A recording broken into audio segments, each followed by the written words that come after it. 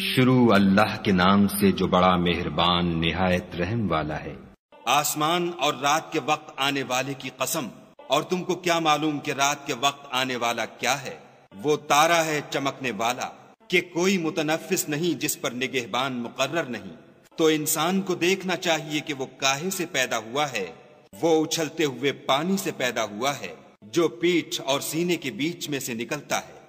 بے شک خدا اس کے اعادے یعنی پھر پیدا کرنے پر قادر ہے۔